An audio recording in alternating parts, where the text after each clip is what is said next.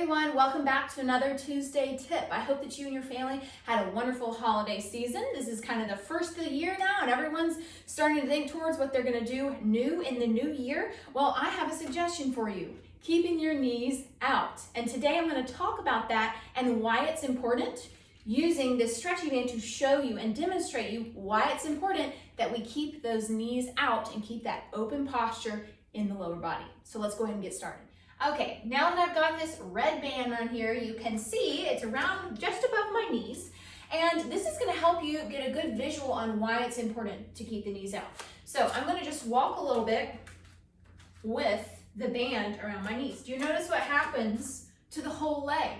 The whole leg pronates in. See how my toe, I'm doing the pigeon toe, my thigh bones are rolling in, my knees are rolling in, and my arches are flattening when I'm not walking with the knees out. Now you can walk, of course, with the knees out when you have that band on there, but if you hold it tighter, you'll feel what it would feel like if you are not focusing on keeping your knees out. You're gonna roll everything in, and that is not good because at the hip, it depresses that hip bone in the socket and it makes the muscles that are around it get much tighter. When you do not rotate the knees out, you're putting the weight on the weakest part of your knee, which is not good. You want to make sure that that's balanced between both sides of the kneecap, the front of the quad, and the hamstring. When you lock your knees and turn them in, you're putting the weights on the weakest part of the knee.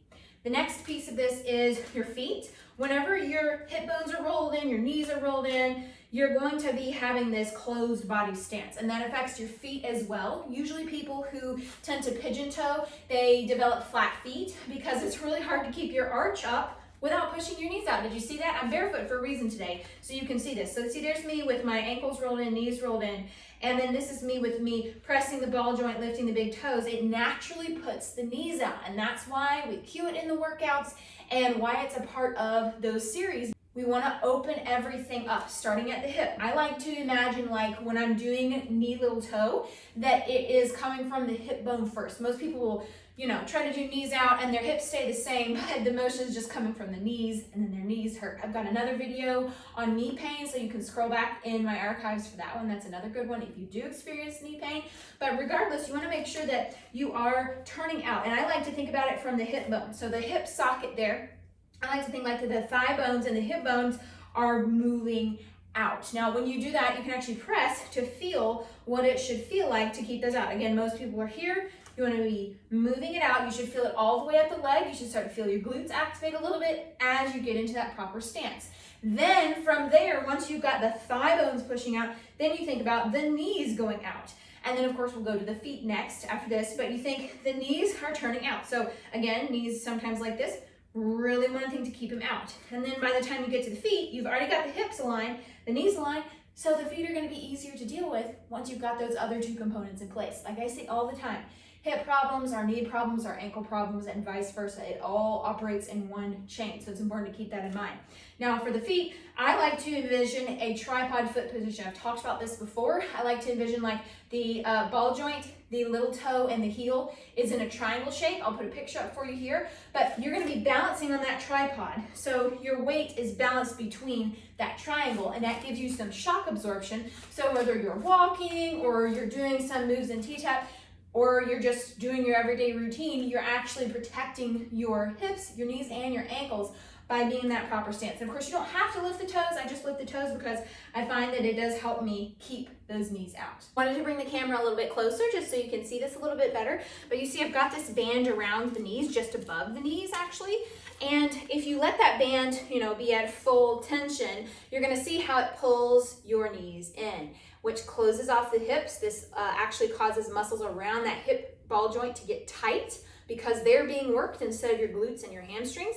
Then the knees collapse in, and then notice my feet. So when you tend to have that knock knee posture when you're walking, your feet tend to get flat and develop flatness on the bottom where there should be arches. So you want to keep all of this in a better alignment. So if you just even walk right here like this, so if you have a stretchy band, you can walk, or you can just watch me and look at that. That does not look good as far as alignment, does it? It's like, ooh, it's all the way up to the hips. It's really not good. Now, this will be a little bit harder, but think about walking correctly, knee little toe. It's harder when you have the band on it. I don't recommend doing that for a very long time, but This just gives you the feeling of where you're gonna feel it. Now, I feel it more on my hamstrings and my glutes when I'm doing that walking instead of with the knees in. And that's gonna actually get you some better biofeedback to help you feel what that should feel like. So you wanna have that open posture from the hip, from the thigh bone, turning out of the thigh bone, which will then give you more space there for your knees to go out towards the little toe. That's gonna balance your posture and help with any hip, knee, or ankle pain.